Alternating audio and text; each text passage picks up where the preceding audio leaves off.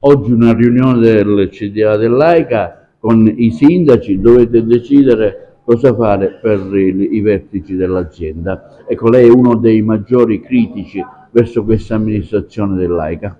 Guardate, io sono uno dei maggiori critici perché da 3 anni non risparmio critiche, non risparmio sia questo che il CDA precedente, ma soprattutto non risparmio critiche e polemiche nei confronti dei miei colleghi sindaci, perché oggi la maggior parte deciderà di defenestrare il CDA. Io ho sempre sostenuto che non sono d'accordo, ma non sono d'accordo perché ho la necessità di difendere questo CDA, perché diciamo, che non fosse all'altezza lo si sapeva quando tutti i sindaci, col mio parere contrario, hanno deciso di fare un CDA politico e non tecnico. Sono contrario semplicemente perché non risolviamo il problema. La maggior parte dei colleghi oggi si sta lavando la coscienza, pensa che con questo gesto sia a posto con i propri adempimenti. Non è così, perché finché la maggior parte dei sindaci non aderiranno al prestito che servirebbe per mandare avanti la società, non pagano le proprie bollette, non versano neanche la quota di partecipazione, chiunque venga eletto, chiunque venga scelto come CDA, che fossero anche dei professionisti stimati di fama internazionale, aprendo il conto corrente e trovando zero, anzi meno, non potranno operare. Quindi è un basso problema. Poi se vogliamo sostituire il CDA con professionisti tecnici stimati, io sono d'accordo, era la mia prima proposta, non volevo assolutamente le nomine politiche, ma oggi che mi si dica che il problema si risolve defenestrando il CDA, io vi dico no, assolutamente no. Il problema è dei sindaci che non hanno la correttezza di voler mandare avanti questa azienda. La situazione a Favara qual è attualmente? Mi riferisco sia al debito verso AICA e sia ai cittadini se pagano o meno le bollette idriche e se avete messo i contatori.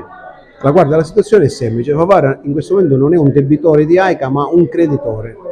Noi avanziamo circa 480.000 euro dalla società dovuti al prestito che abbiamo versato di 860.000 euro 2 anni fa e che stiamo recuperando ogni anno tramite la compensazione delle bollette idriche. Quindi il Comune di Favara è uno dei pochi a essere totalmente in regola con il prestito e con il pagamento delle fatture. Infatti noi abbiamo già risposto a Sicilia Acque che da noi non ha niente da pretendere.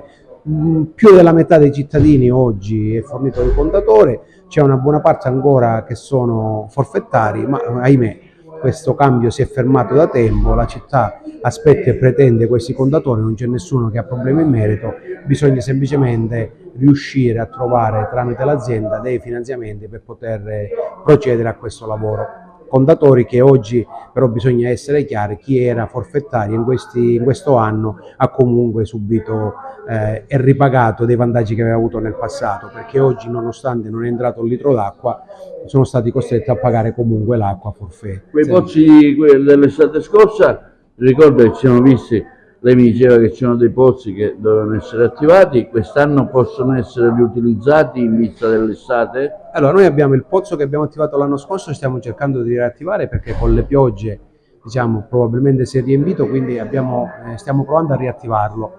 Abbiamo ottenuto un finanziamento di 217.000 euro per attivare il secondo pozzo su Favara e questo sarà qualcosa di importante.